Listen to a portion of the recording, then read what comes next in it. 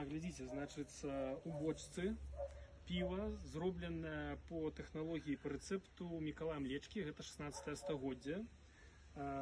Пиво чорне, или пиво чорне, зроблено з житнього і ячменного солоду. Ну, зараз будемо відкарковувати, може все понравиться.